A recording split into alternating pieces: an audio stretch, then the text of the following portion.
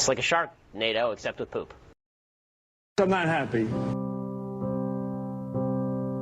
I don't need Elizabeth Warren or the government giving away my money. Calling Mike Bloomberg an oligarch has implications in this country that I think are unfair and unreasonable. I care.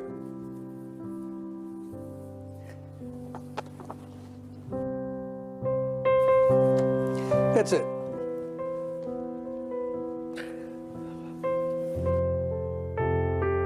Makes you think of some rich person who got their money off of oil in Russia, who's taking advantage of a broken and dysfunctional system. Bernie Sanders saying, the country's corrupt, our system's corrupt. Be careful about that language, Bernie. You know, be careful. Oh, well, I'm sorry.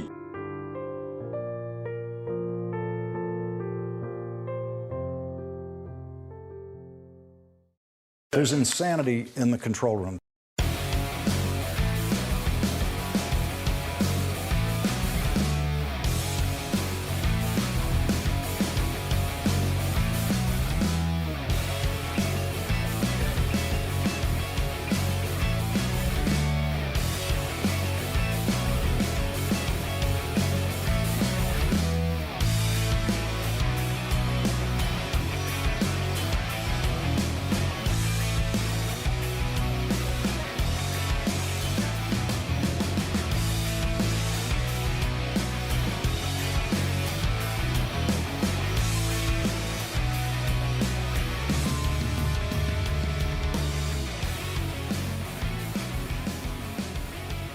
Hey everybody, welcome to the show, Around the Nation, right here, Waldorf Nation. Jeff Waldorf here with you. We're back. Welcome back to the show. And I'm welcoming myself back too, because I've been gone. Actually went and got vaxxed yesterday. So I got my first dose of the Pfizer. I'm apparently member of House Pfizer now. And so first dose done. No problems with it. And second dose is going to be, of course, in a few weeks. So actually next month. So that said, great. Member of House Pfizer, one down, one more to go. And then, then I won't have to worry as much. Awesome. So that said, we're back. We got a lot of stories today. We're going to have some fun. Can't wait until we all get different vaccines and then turn on each other. Well, right now it's House Moderna versus House Pfizer. So this is like, when's this gonna turn into Game of Thrones? I don't know. Should be fun. But anyway, so we got stories today. We got another Maga rioter. This time. Pulling an oopsie. We've always got plenty of those. We got Trump supporters, big mad at Ivanka. Laura Ingraham has a theory on why black people seem to be running from police. Interesting. We got Pat Robertson getting accidentally based on cops. What is going on here? But that story is full of twists and turns. We're gonna have some fun with it, and then we have Democrats that are talking about packing the courts. What is going on? What is going on here today? Wow. House Moderna wanted Pfizer. I didn't get a choice actually. I am now a hat guy. You realize that, by the way, if you've ever seen me out in the wild, okay. I've been to events. I've been to tapings. Anywhere that I go, you will likely see a hat. Because generally, other than the show and than being home by myself, I normally have a hat on. So anywhere else I go. Now I'm not the beanie guy. I'm not Tim Pool. I don't have any problem with, of course, not going without, or not wearing a hat. I just prefer to. I like my hat. So it's one of those things. Isn't Pat Robertson the gajillion-year-old religious sociopath? Yes, it's true. which makes this very interesting. A very interesting story. So, anyway, that said, please give us a like and a share. Very helpful that you do so. Really appreciate it when you share the stream, especially since we are having. Look, YouTube independent creators are having a tough time right now. The algorithm has swung against us. It is not in our favor anymore. So every share, every like helps get us back to a point where we can make enough to sustain the show. And of course, if you want to help directly, contribute directly into making sure the show can continue to be on the air, you can be a patron. That's patreon.com/JeffWaldorf. You can sign up to support us that way. Really, and that's really the best way to do it, is to go to our Patreon. That's where we get the most amount of assistance. Nonetheless, we do appreciate as well if you give us the Bezos bucks by supporting us on Twitch or Super Chats, becoming a member, all that stuff. So, that said, thank you, regular Morat Dragon, for cheering the bits. Much, much appreciated over here on Twitch. All right, let's move on. Let's get to the first story here. I think at this point we should all go to Patreon. True. Again, it does help us out more than any other way. All right.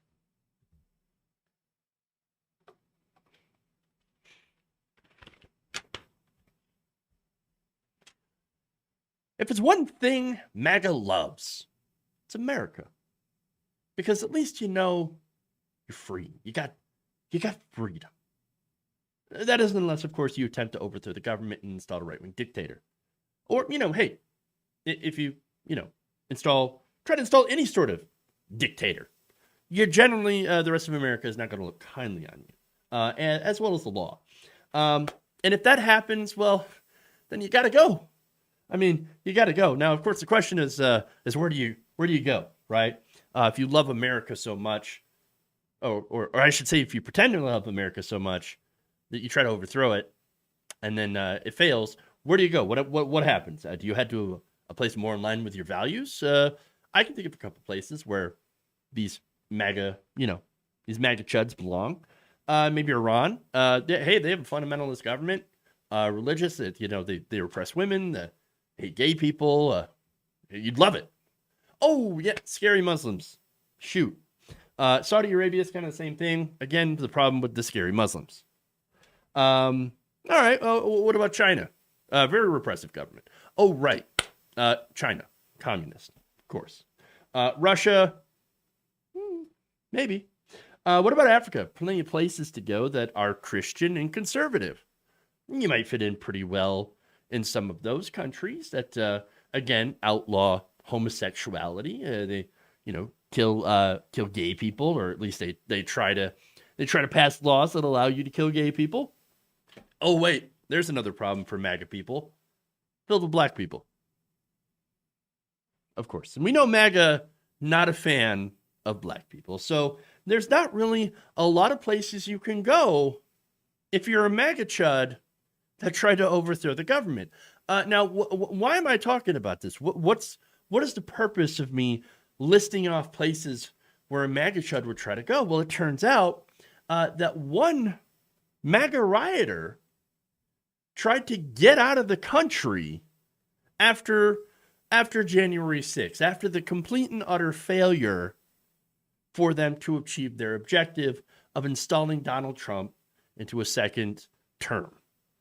And of course, where that MAGA rioter tried to go was actually in Europe, which is an interesting choice. Switzerland, to be sure. Switzerland was the choice. Now, Switzerland's an interesting choice, although when you think about it, not too bad. I mean, yes, it's overwhelmingly white.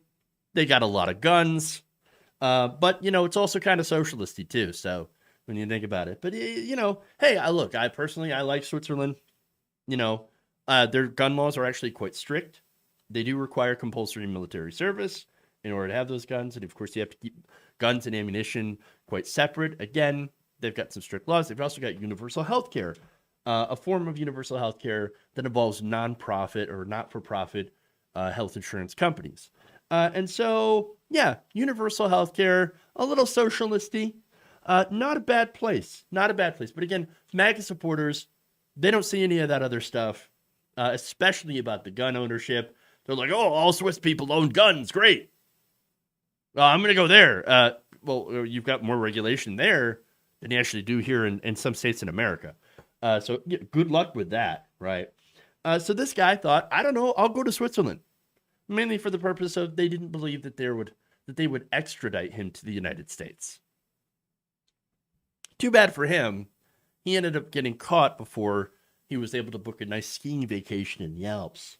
CNN is reporting that Judge Emmett Sullivan on Wednesday ruled that a MAGA writer and professional geophysicist Jeffrey Sabal was the epitome of a flight risk after he had tried to book a flight to Switzerland following the riots because he believed the country would protect him.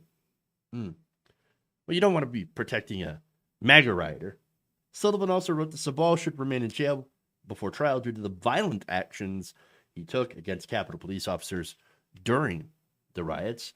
In fact, Sullivan wrote, he had stripped a vulnerable police officer his police baton. He then used that stolen police baton to force another officer away from his post and into a mob of rioters, proceeded to viciously attack him, leaving him bleeding from the head. And after being apprehended by the police in February, Sabal declared that he was fighting tyranny at the D.C. Capitol. Maybe not the way that he was thinking during the riots. And although his attorneys told the court this week that he'd been lied to about the 2020 election by former President Donald Trump, former Trump lawyer Rudy Giuliani, and longtime Trump ally Roger Stone. So, well, of course he was lied to, obviously. But it's not like that these were lies weren't easily disproven by every credible person, as well as being widely available. I think we know, that what Donald Trump was saying was completely, false. Just flat out, incredibly false. Even Republicans, Republican secretaries of state were like, we just couldn't find the voter fraud. Believe me, we really wanted to. We wanted to find that fraud, but it just doesn't exist. We tried. We tried, sir. It just didn't work out. It didn't work out. But because, of course, it's not actually happening. But this man, along with many others who's from the Capitol, chose to believe them because really, I think for them, it's much more easier to cope with the fact that you've been lied to and gaslit, that, you're actually the bad guy by ignoring reality and thinking that you're defending democracy and that you're actually the hero of the story and not the villain.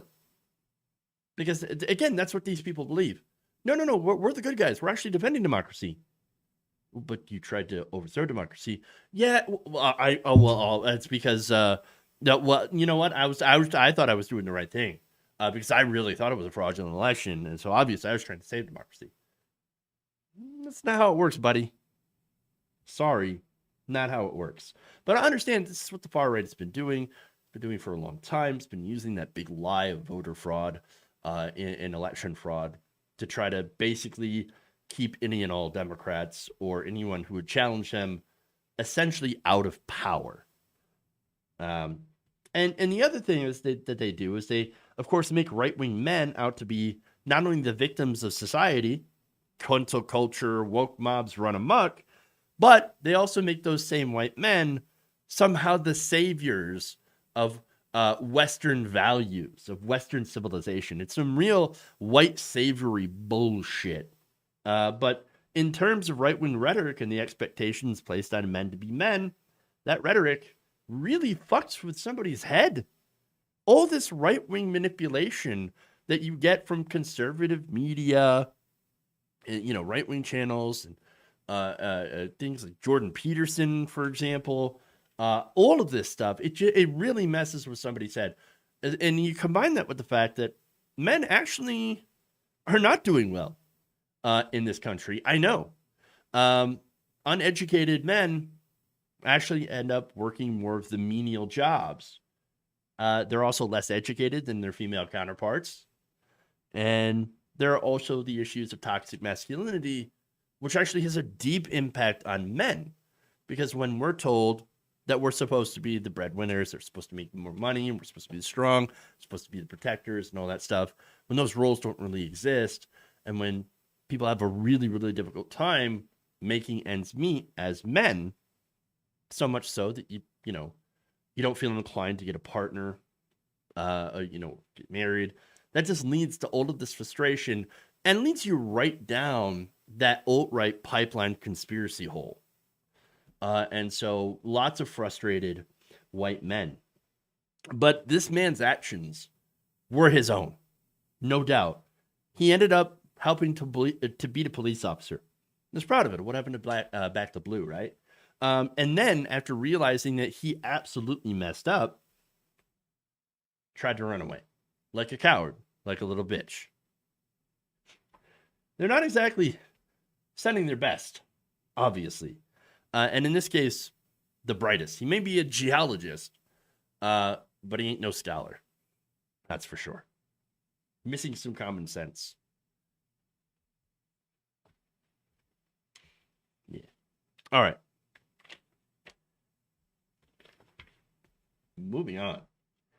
Frustrated man attracted conspiracy hole. Too funny. It's true. It's like the glory hole, but worse. All right.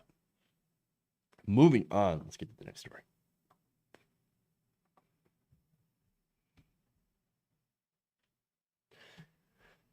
That actually happened. Ivanka Trump was useful for something.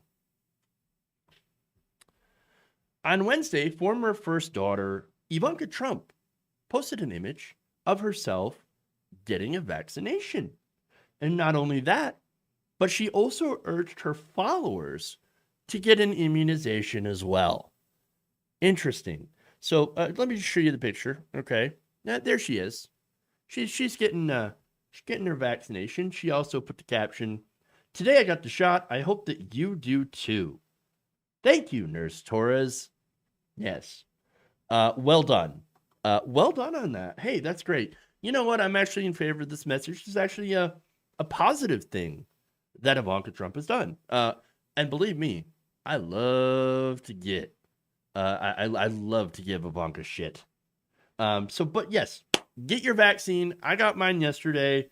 So far I haven't broke out the 5G implants, like a scene from Star Trek First Contact with like implants breaking out of my skin as I become a member of the Facebook hive mind, right? No, I'm actually feeling quite normal today. So, great. Hey, good on Ivanka, trying to get her followers to get vaccinated.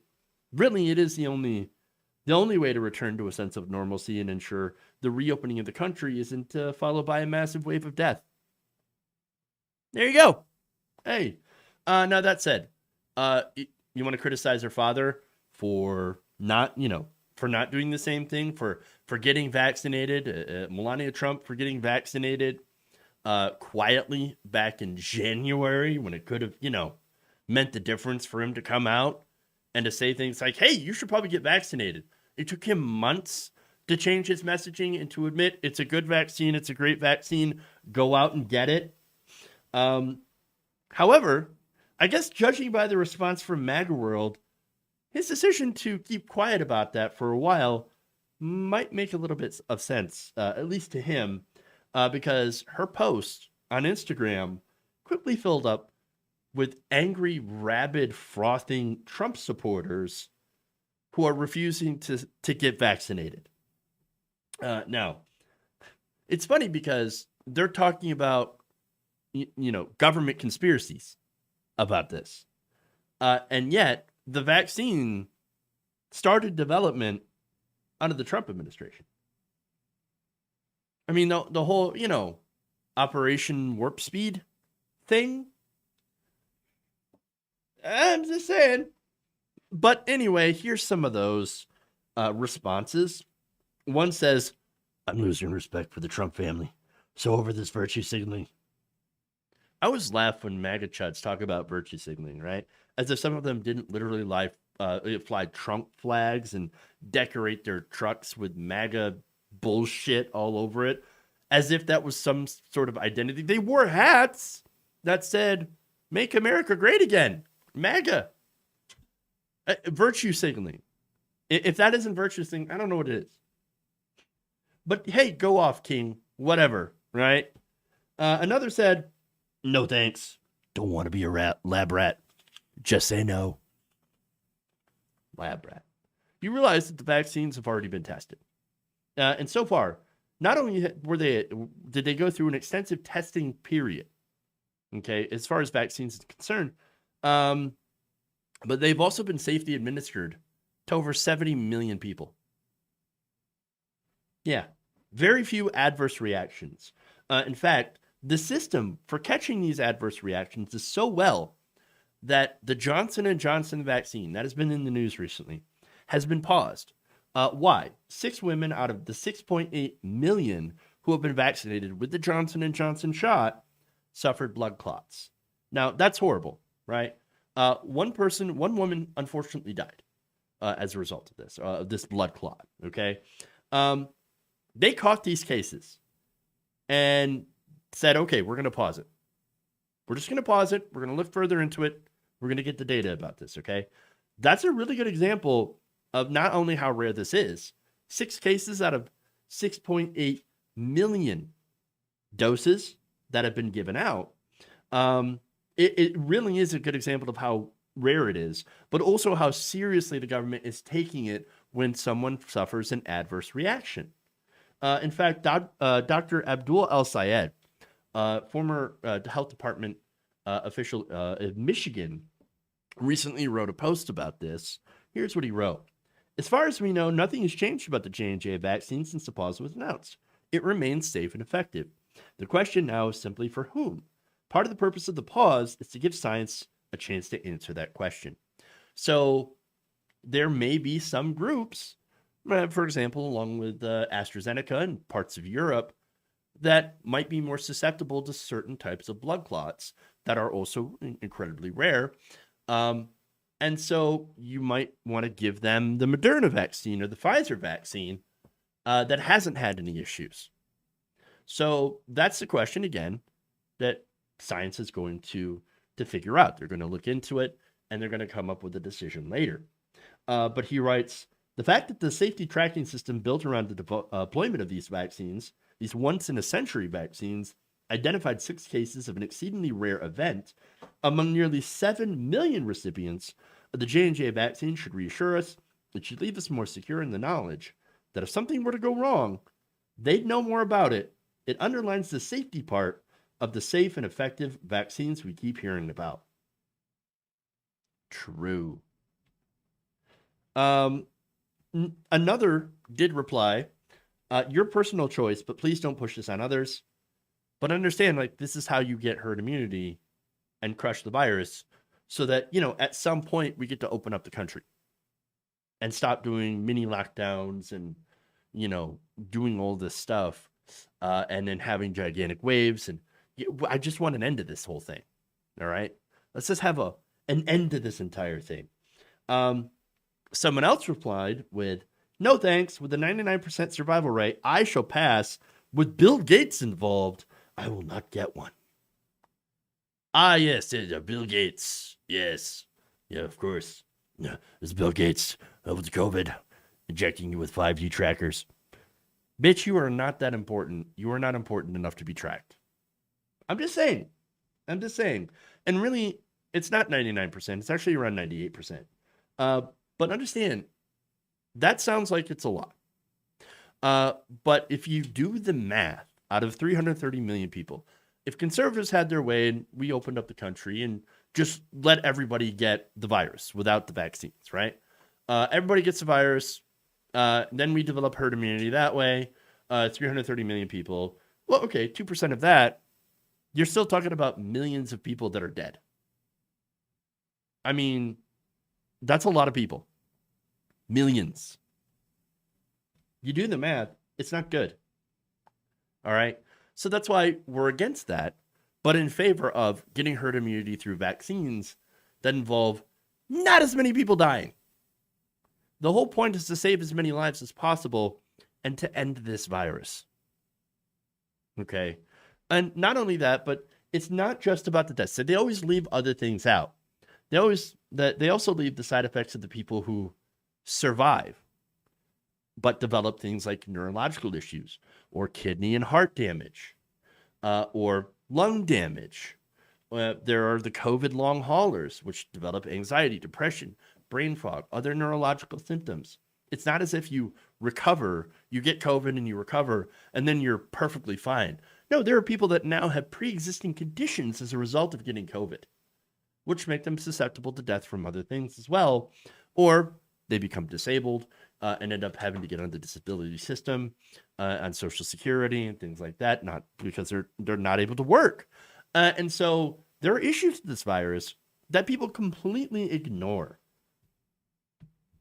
Another person says, "Why would you post this?"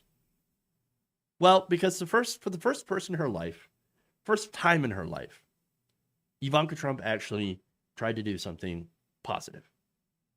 And again, believe me when I say that I enjoy dunking on Ivanka Trump. It's so easy. I will never pass up a chance to dunk on her. But here's probably the only time she has ever did something that was useful, using her position and platform to promote vaccines, and not doing it in a way, by the way, that, helps her. In this case, it's not to promote a product. It's not even self-promotion. It's, hey, thanks for, I got my vaccine. You should get one too. It's simple. It's to the point. It's the message. And it's actually a good thing that she's doing. I cannot find any fault in this whatsoever. It's amazing. Another person says, "Nope, not putting that in my body." He says as he puts a gigantic greasy cheeseburger in his mouth between puffs of a cigarette.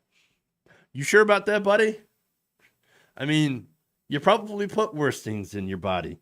I'm just saying. Another person says, "Wow, that's extremely disappointing, but honestly, I'm not surprised." Another says, "Nope, and please stop trying to manipulate us into doing so. It's surprising to see you doing this now, like the left and the Hollywood have been." Well, it's maybe because, we're right and you're not. Yes, I know. It's terrible to say that that Trump supporters are wrong. That's apparently a very bad thing to say in conservative circles. That Trump supporters are wrong and their decisions are dumb. But it's true. I mean, it's not as if this is some sort of a difference of opinion on vaccines. No. There are people out there. Okay, so there are different groups of people. Okay, there are the ones who see and understand the facts. Okay, they look at the data. It's their job. Okay. They research, they do the data, they crunch the numbers, they make their analysis based on the information that they know, and the pros and cons, and then say, this is safe, you should do this, or this is not safe, and you should not do this, okay? Those are the experts, okay? Those people, those experts, overwhelmingly agree that these vaccines are safe and effective and are the one chance at bringing down incidences of getting this virus. And a new study, I think, dropped just recently where 90% of people who are vaccinated were not able to be reinfected with the virus. Very, very small amount of people had the virus break through. And even in those cases, the symptoms were less severe than people who had not been vaccinated. So even though you can still get the virus, it affects you far less than it would if you were not vaccinated, and therefore can save you from some of those long-haul symptoms or from being in the hospital and being hooked up to a ventilator. So generally, it's a pretty good thing to do to get vaccinated if you want to protect yourself. All right. So now, there's those people, the experts. Then there are the people who hear from the experts and are like, well, I do trust those people because of their degrees and because of the fact that they study this and they know what they're talking about. So I'm going to take their advice. That's the vast majority of the American people, right? Then on the other side, you get the grifters. You know who they are. These are the people that make money off disinformation. They make money off telling you the opposite of what is true. And we know those grifters. We know exactly who they are. They're the conspiracy theorists. They go on TV or social media and they tell you, well, this is unsafe, or such and such died from this. And so that's why you shouldn't take it. And they're the ones that create the vaccine hesitancy. Okay? And so those are those people. And then finally, you got the people that are in the comment section of Ivanka Trump's Instagram. You got the conspiracy theorists, you got the anti-vaxxers, and morons. Essentially, morons. They listen to the grifters, make up things to justify that decision, and actively harm the country with their stupidity while screaming sheep or sheeple at those who just want to go back to normal without having to climb over a mountain of dead to go to Applebee's. Okay? Those people are the problem. Those people are the problem. Okay? And not just with this, by the way. I am finding out, or maybe just realizing, or maybe just being open about it, that a lot of things, the worst people in this country are white Republican men. Sorry, not sorry. When you look at the data, who are the people most likely to be hesitant for the vaccines? Or flat out refuse to take the vaccine? White Republican men. The same people who are, again, screaming, we need to open the country, sacrificed grandma. They're again, one and the same. We want to open up the country. And they go and they march on the steps of the Michigan Capitol with their guns. No mask, no social distancing. Okay? They do that. And then they scream sheep at people who get the vaccine. Fucking ridiculous. They're the worst people. And again, not just when it comes to this, okay? They're also hostile to LGBTQ people and their right to exist. Black people, women, they don't like science. They hate facts. And they hate the people that report facts. They threaten people, members of the media, for reporting on things that are just demonstrably true. White Republican men are cancer. They really are. I know. A lot of white Republican men are going to be pretty angry about this. But it's true. It's what you are. You hold back progress in this country. So it's actually not surprising to see that these same white Republican men, and some women in there, are attacking Ivanka Trump for literally doing the only good thing that I've ever seen her do in her life. It's so incredibly ironic. All right. Whew. Gonna get a lot of negative comments about that. Let's see how much they cry. Oh, they cry and cry and cry. That's what they're good at.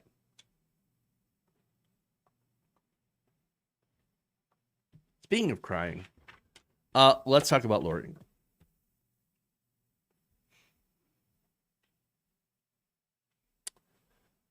Fox host Laura Ingraham has an interesting new theory about why police are killing young black men. Take a look.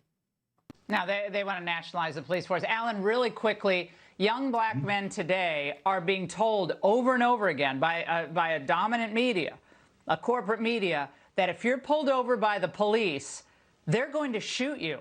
Are they not being told, basically sending that message to young black men, that you're going to be shot if you're pulled over, so run, leave, speed away. And that's when you have problems. You had it with George Floyd, resisted arrest. You had it in this case. It's tragic circumstances. It's horrific. But they're running away, maybe for a warrant, but they're being told they're going to be shot no matter what, correct? Yeah, that's very much so correct, and that's part of a Marxist propaganda tool that the left is using.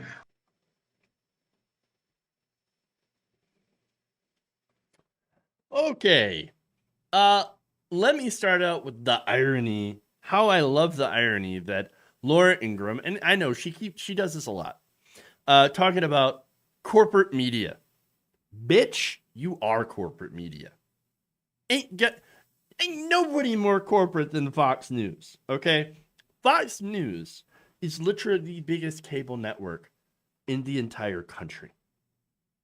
Laura Ingraham gets millions of viewers every single night. And Fox News, Tucker Carlson, millions of viewers every single night. Fox News is shown pretty much everywhere. They are corporate media. Get out of here with that bullshit. All right. But all right. So here's the thing about the media, right? So no, the media is not sending the message that young black men are going to be shot by police. You know who's sending that message? The police. You know how? By shooting young black men. But not just shooting them. Look at the case of Derek Chauvin, George Floyd, choking them to death. Eric Garner, choking him to death. Oh, while he's saying, I can't breathe for selling loose cigarettes. Or again, back to George Floyd, for a $20 counterfeit check. Come on. The only thing that news media, the corporate media, she calls it, which they're all corporate media, for one. If you're not independent, and if you're a company, then by definition, you're corporate media. We are not corporate media here. We're an independent. I'm an independent station. I do everything myself. The only thing is I'm using a corporate platform, or in this case, 3 different corporate platforms. But, you know, what they're doing is reporting things that happened. That's it. And it's not as if situations like what happened with George Floyd, Walter Scott and all of these young black men who are killed by police is happening more than it used to. No, it's just the fact that it's getting caught on camera now. Everybody's got a camera in their pocket. Everybody's got a camera. Everybody can record what's happening. Everybody can see what's happening. And guess what? Now people are seeing it. And since normies are seeing it, they're getting outraged by this. But understand that this has been a situation that has been going on in black communities for decades, even hundreds of years. All right. Seriously. And you wonder why, of course, because guess what? News originally didn't want to cover it. And when they did, it was usually in the context of police apologia. They never wanted to tarnish the boys in blue because police were so well regarded by normies at the time. But of course, with the cell phone footage and the movements that affirming that basically black communities at this point in time are essentially under siege by police forces that act less as protectors and more as of an occupying force, like it's if they're in Fallujah or something, then hell yeah, normies will see that and they are going to get radicalized by it because they don't have that situation and they never would have believed, they never would have seen it with their own eyes and not in their communities. But now they see it happening in the black community and it pisses them off. And it's good because if you don't see these videos and don't have a human reaction to George Floyd begging for his mother as he's running out of oxygen, or Walter Scott being shot in the back, or, any of these police shootings and killings. And look, Walter Scott, for example, also got shot in the back and then had a taser planted on him. Then if you don't have some sort of human reaction and say that is fucked, well, then there's something wrong with you. These are obvious cases of police doing bad things, okay? But it's not the media's focus on these videos going viral that causes black men to run from police and fear being shot by police. No, in reality, this is good explanation as to why they run in the first place, of why they're fleeing police. Okay, Ingraham, what she's doing is turning this into a chicken or the egg situation, right? And blaming the media and saying, well, obviously the media is telling you that cops are going to kill you and that's why they run. No, this has been happening a lot longer. In reality, these communities have always known. Do not trust the cops, and they're not on your side. Okay? And here's the thing that frustrates me. I was a teenager once. A lot of us were. Okay? Oh, well, not a lot of us. All of us were. Unless you already are. And if you're younger than a teenager, then you probably shouldn't be watching my show. But as a white teen in a very white town growing up, running from the police was actually considered a rite of passage for a young person, for a teenager. You know? They used to, I remember the parties out in State Land, right? And then the cops go bust it up. And, you know, you'd have teenagers, white teens running off to the woods carrying 40s. You know, that was when we grew up. Now you got those same types of people, those same people. Now, when it comes to a black teenager or a black man running from police, if you dare run from a cop, they now think it's totally justified for the police to shoot and kill them because they decided to run away. No, it's absolutely ridiculous. Total hypocrisy. And really, it's indicative of a two-tiered justice system in this country. The same people also defend Ashley Babbitt, the Maga rioter who was shot and killed by police, by involving yourself in a violent insurrection attempt. It's funny that they're not back the blue on that. And it really makes you wonder why. That is, unless you already know the answer, unless you already know the reason, it comes down, in this case, of Fox News, blaming black people for their own murder.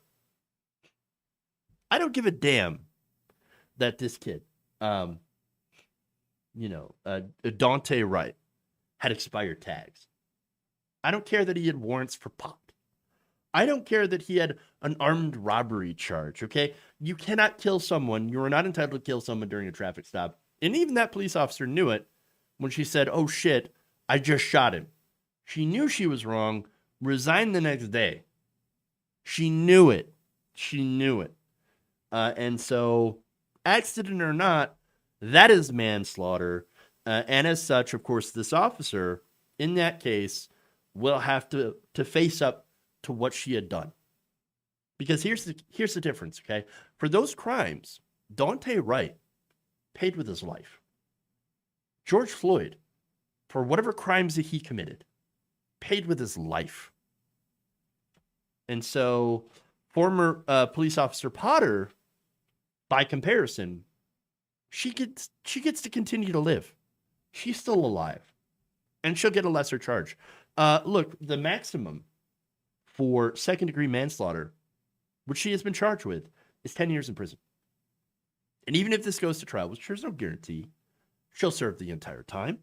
It's very possible that she'll even take a plea deal and get a reduced sentence. So, in reality, yes, this will have an impact on her. A small impact. She may spend some time in prison. But Dante Wright is dead. George Floyd is dead. Walter Scott is dead. They're dead. And neither of them had done anything according to the law that would be considered a capital crime, worth the price that they ultimately paid. So, the black community, they know this, and this is why some end up running. They don't want to pay that price. They were afraid. And understandably so. Okay? But the thing here that makes me even more sick is when you bring on somebody like Alan West. Alan West, you heard what he said. This is Marxist propaganda tool of the left. Alan West needs to shut the fuck up. This guy thinks that he can go on TV and string a bunch of words together that don't actually mean anything and still get taken seriously. But, well, of course he's not. I mean, I don't even think the Fox News audience takes him seriously. He's a clown. He's a clown. What he's doing is that he is paid to primarily tell a white old audience who, if they had the chance, would not allow Alan West to sit next to him at a lunch counter, that this is all black people's fault. Really. It's all the Marxists' fault. It's all the Marxists. Which is hilarious because Marxism has nothing to do with any of this. Marxism is the labor theory of value. It's an economic term, really, an economic philosophy that really makes no sense in this context. You might as well replace that name with the Marxism with banana. Okay, this is a banana propaganda tool of the left.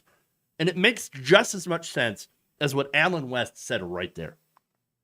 But the guy knows what gets him paid. He knows who butters his bread. He knows the audience has an almost Pavlovian reaction to the word Marxism. And it's also lazy, which, again, is the entire argument. Okay? Fox News has billions of dollars for their programming, and we end up getting this kind of garbage. Do better. Because at this point, it's just embarrassing. All right. I'm going to take a quick break here. We're going to come back. We've got Pat Robertson saying some interesting things, and Democrats want to pack the court. Interesting stuff. So stay right here. Be back in a minute. Around the Nation.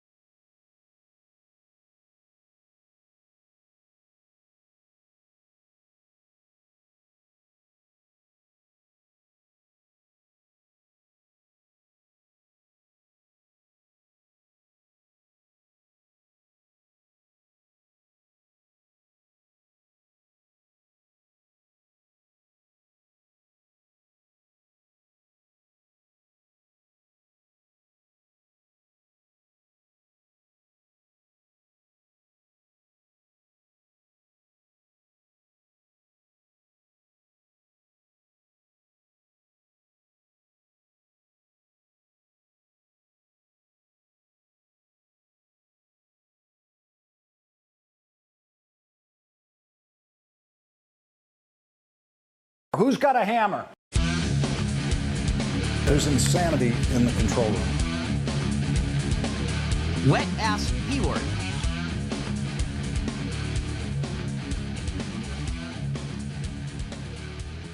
Welcome back to the show. Around the Nation right here, Waldorf Nation. Jeff Waldorf here with you. All right, so before I get back into the show here, I want to read a couple of super chats here from some of the members.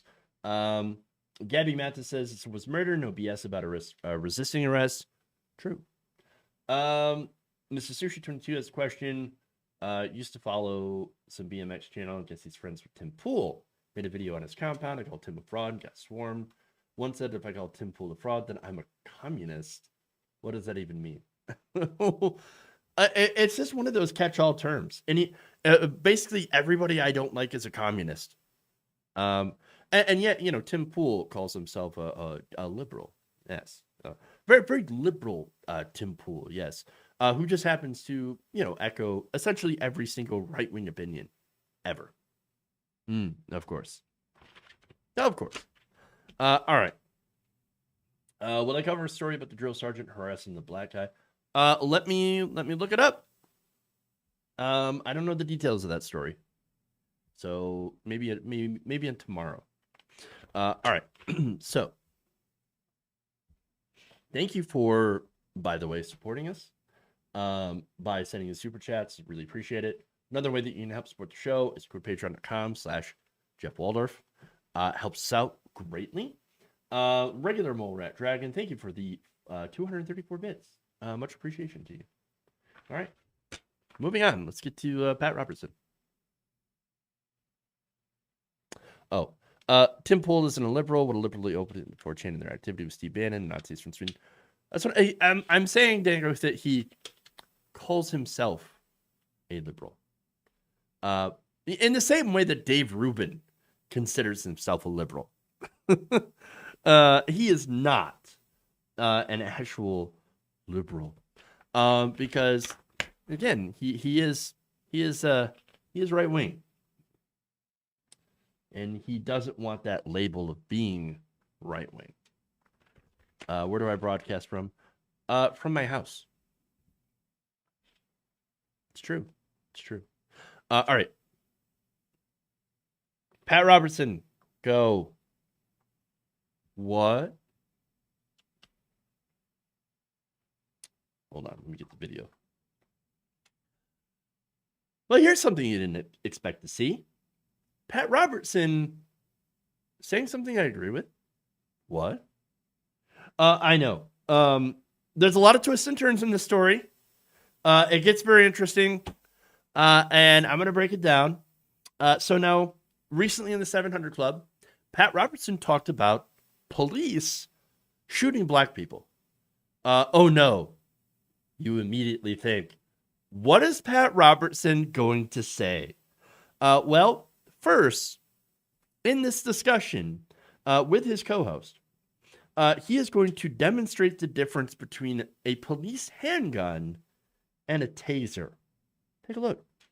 They don't even make tasers any longer black. This is a taser.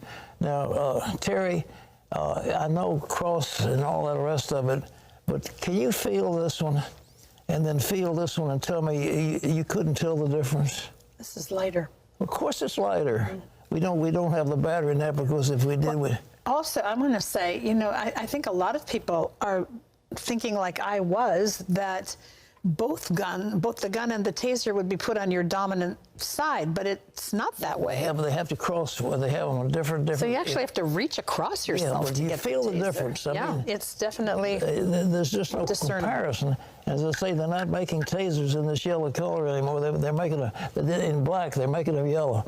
Now, how she made the difference was she shot that poor guy to death, saying, "This is what I thought. I thought was my taser." And if you can't tell the difference in the feel of those things, it's crazy. Well, then, that's interesting. Color me intrigued. Yes, look, what he did there was just point out the obvious. In the case of Dante Wright, that officer said, I couldn't tell the difference between my gun and a taser. And he's like, well, you should be able to. Look at how yellow this taser is. How do you not know? And if you watch the video, you can see the fact that she had her gun right in front of him, had aimed for several seconds, and should have been able to tell the difference. Interesting. Now, I do agree. She should have been able to tell the difference. Now, he gets into it a little bit more about the police. He actually kind of takes the boot out of his mouth, so to speak, to criticize the police. Interesting. I am pro-police, folks. I think we need the police. We need their servants, and they do a good job. But if they don't stop this onslaught, they cannot do this. The police in Virginia picked up a lieutenant in the Army and began to give him trouble. And our state police are highly trained. But why they don't stop this? And this thing is going on in Minnesota, but the Derek Chauvin, I mean, they ought to put him under the jail. He has caused so much trouble by kneeling on the death of George Floyd. It's just, on his neck. It's just terrible what's happening. And the police, why don't they open their eyes to what the public relations are? They've got to stop this stuff. Well, then, okay. How is it that this ancient fossil is one of the only conservatives to have actually seen the situation for what it is? That it's a horrible situation. These police officers should not be executing people during traffic stops. And he actually agreed that Derek Chauvin did murder George Floyd. I mean, again, we could see it. It's clear as day that the knee on the neck was the thing that killed George Floyd. And this seems to be a pretty big problem with police in general. Harassing black men killing them in many circumstances. And so Pat Robertson is actually correct when he points out that this is quite terrible. And understand that, like, I'm surprised because I've covered Pat Robertson for years, and yet every once in a while he does tend to surprise me. Very strange. Now, unfortunately, of course, it's Pat Robertson, so doesn't exactly last because where he sees a problem, he does see the problem. He cannot help but put the boot back into his mouth. Maybe they need more training, consistent training. I don't mean think training. The problem is things, but you've got to pay them more. We don't have the finest in the police department. They're low-paid people, Terry. They don't get adequate. It's not a question of training. It's a question of hiring a more superior workforce, and we aren't doing it. But we need police. We need them, and we need to honor them, and I'm all for it. But at the same time, we cannot have a bunch of clowns running around who are underpaid and who really are not the best and brightest. We've got to have the best in there. Ephraim? Oh, cringe. Oh, you're so close.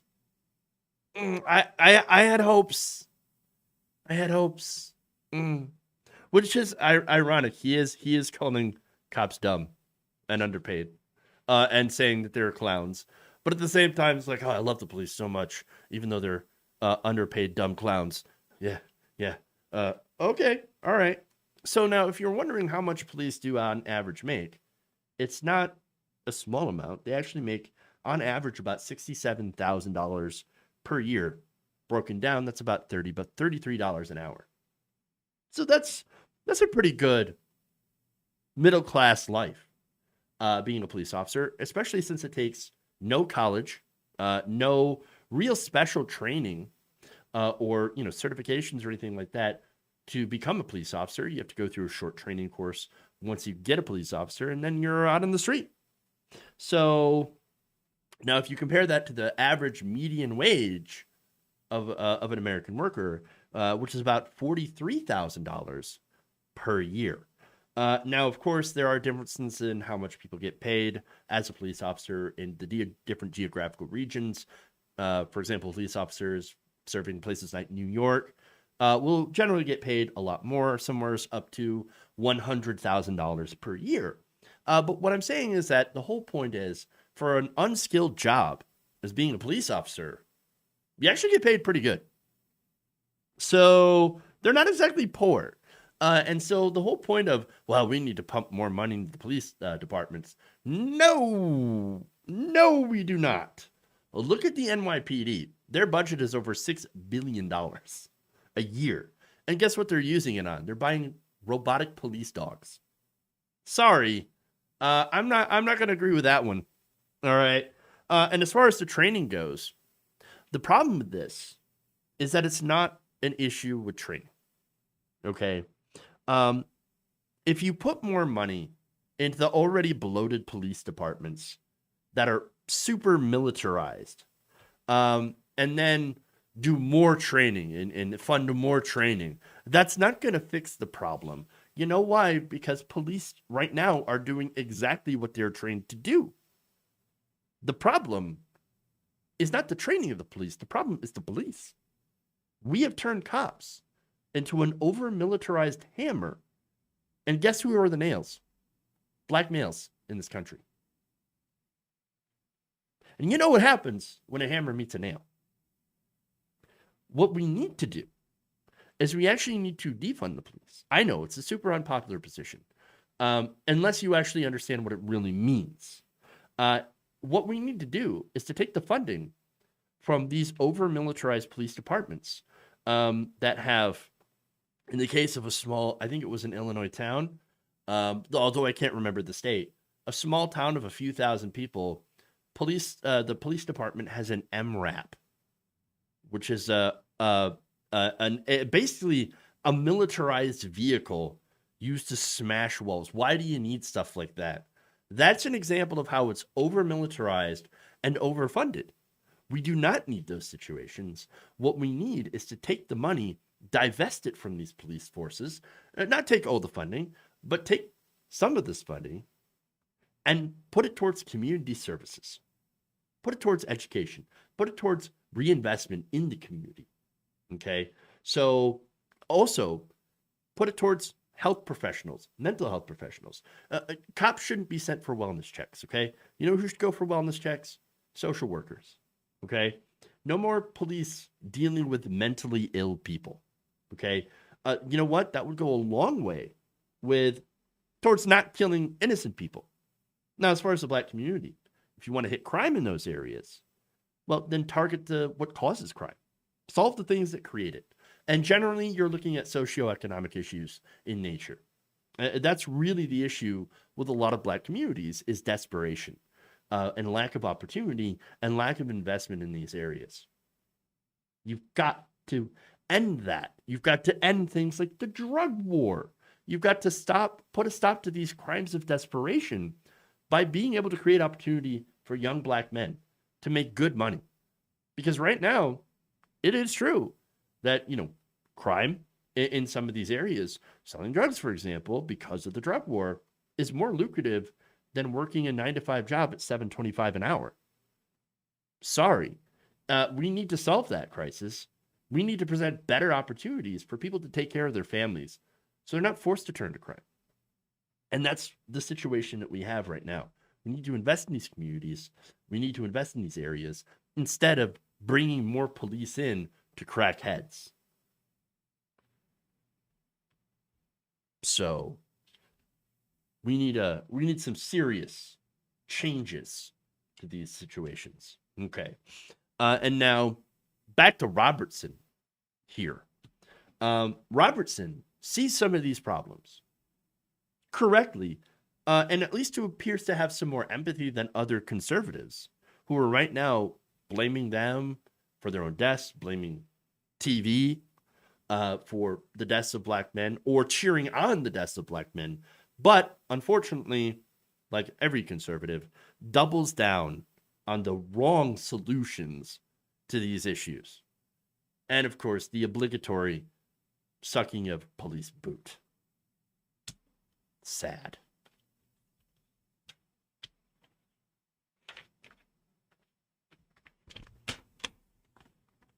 Pack the courts.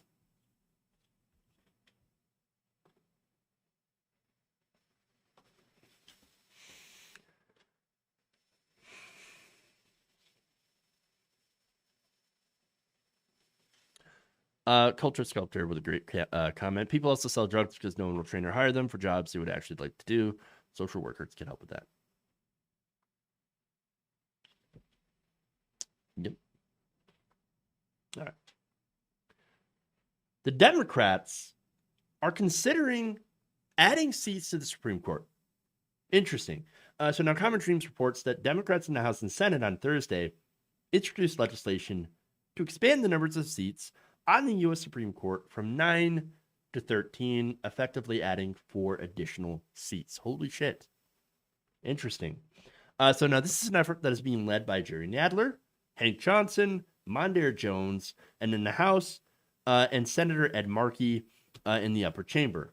The Judiciary Act of 2021 was unveiled just days after President Biden signed an executive order forming a 36-member commission tasked with the studying the potential Supreme Court reforms, including expansion. Yeah. So that's fascinating. Not the commission. The commission's bullshit. Kind of ridiculous. Oh, let's do a commission. Why would we do a commission when we already know what the problem is? Dirty tricks from Republicans. No, it's a good idea. Let's do it already. And besides, there's constitutional backing for this. Okay. In fact, Demand Justice Executive Director Brian Fallon said this in a statement: "We cannot afford to wait 6 months for an academic study to tell us what we already know. The Supreme Court is broken and is in need of reform. This bill marks a new era where Democrats finally stop conceding the Supreme Court to Republicans. Our task now is to build a grassroots movement that puts pressure on every Democrat in Congress to support this legislation because it's the only way to restore balance to the court, protect our democracy." Now, not only that, but Sean Eldridge, president of the advocacy group Stand Up America, noted this on Twitter, that this move Because right now, conservatives are railing against this, saying, oh my God, unprecedented power grab. No, this is something that has been done numerous times throughout history. In fact, we've done it about 7 times. And 5 times added seats to the court. Now, why would you need to periodically add seats to the court? Well, turns out we get more districts. In fact, as Eldridge wrote, the past 5 times Congress has expanded the Supreme Court, it set the number of justices to match the number of circuits in the federal court system. Today, there are 13 circuit courts, and the Judiciary Act follows precedent by increasing the Supreme Court to 13 justices. But of course, as I mentioned, Republicans are already complaining, they're bitching about it. But here's the thing, if you didn't play dirty in order to get your conservative majority, then, well, the Democrats wouldn't have to do this. Remember, Merrick Garland was robbed of a seat. That's a stolen seat because of Mitch McConnell. Mitch McConnell blocked his nomination for over a year for the bullshit reason of, oh, well, it's an election year. And not only that, but they also confirmed Judge Amy Coney Barrett just days before the election when they were in power, of course. So, hey, you want to play dirty? Okay, we can play dirty. Let's expand the court. Let's add 4 more seats. Why the fuck not? Why should we not do it? Use the majority to put in progressive justices. Now, here's the rub. I don't think Biden's going to do that. Biden, if this somehow passed, which there is a lot of Democrats who are against this bill as well. So it is by no means favored by the majority.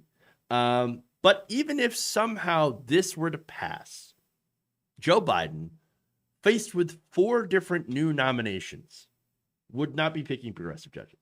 I think that he would do bipartisanship.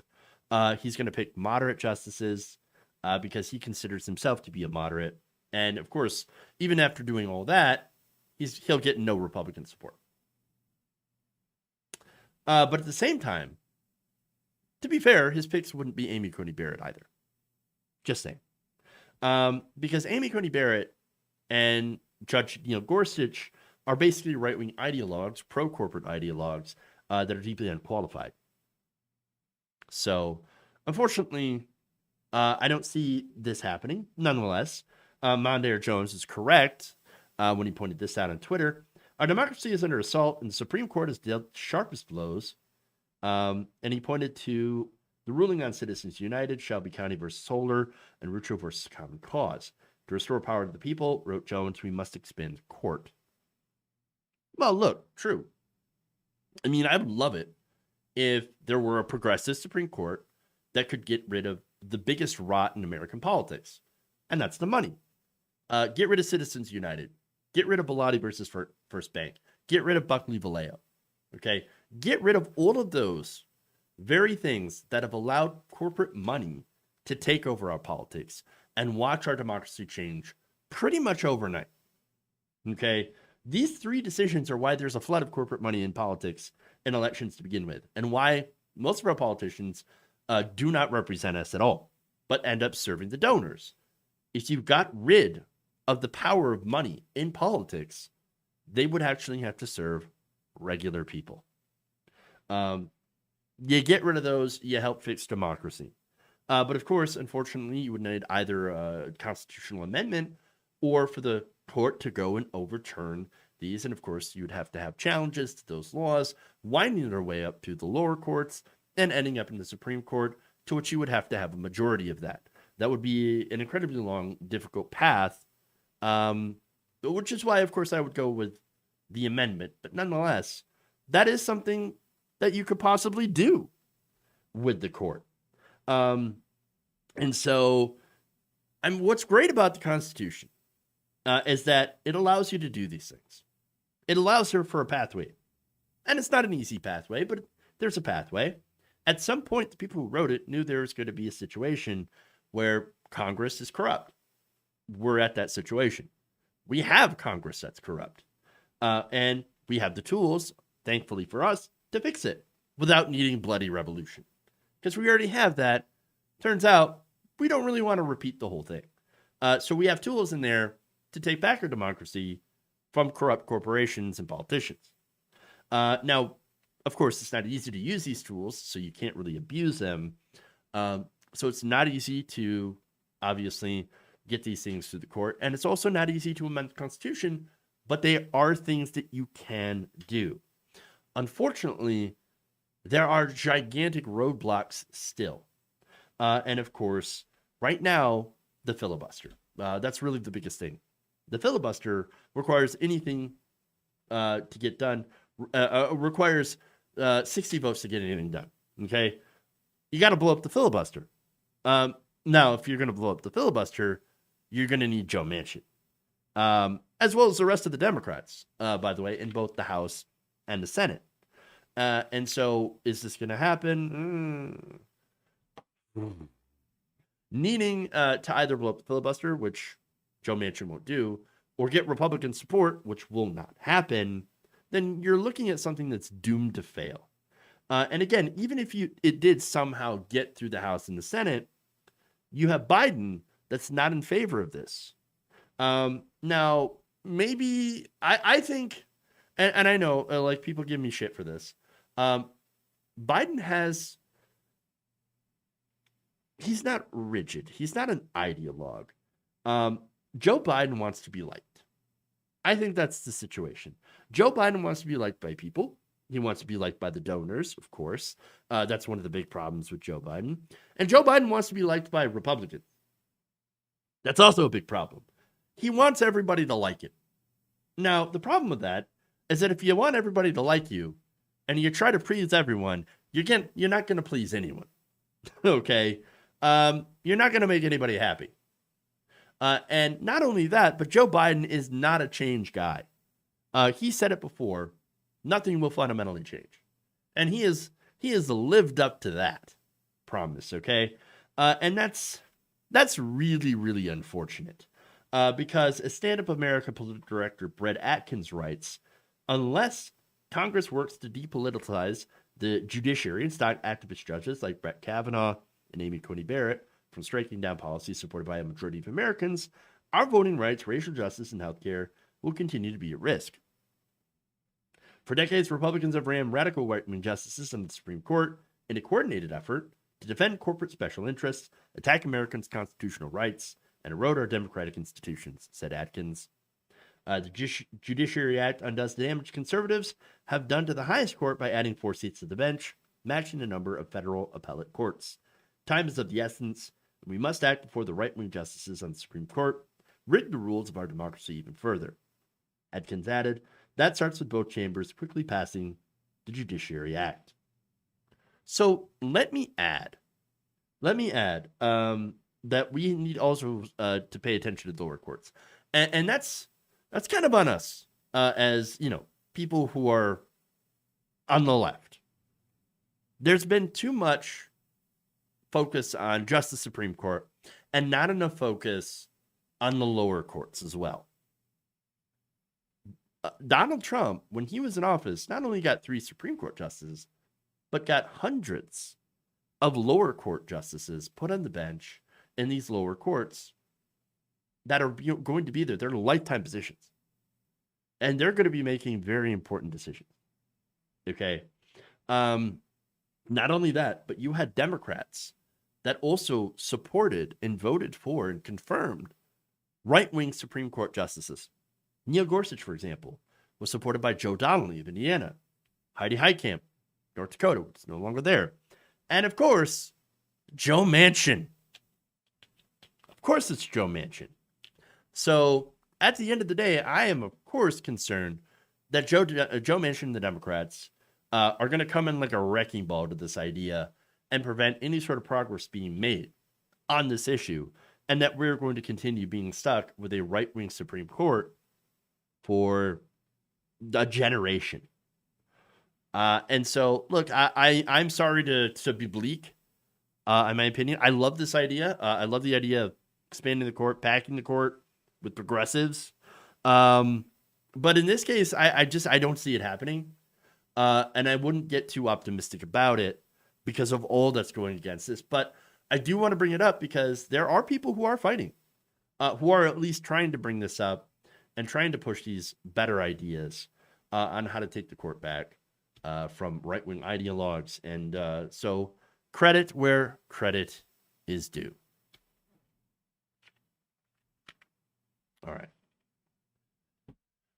So that's it. That's all I got for you all today. Please like and share the stream. Appreciate your time. Spending, having you spend your time with me today for the last hour and however many minutes, 15 minutes or something like that. Please like and share the stream. Support us. Support the channel. Patreon.com/NickWaldorf. Become a channel member. Thank you for those Tier 1 community subs. Tempo Dan, as well as subscribing for 4 months at Tier 1 over on Twitch. So thank you so much for that. Thank you all. Love you. And remember, change begins with you. Good night, nation. See you all later. Have a good day.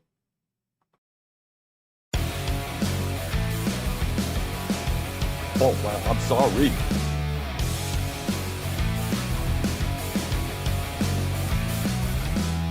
Why? You're getting nervous, man. Dumps.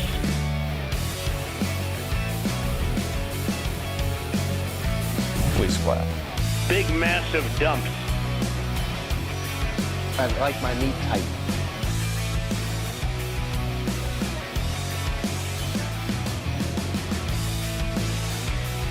You're full of shit!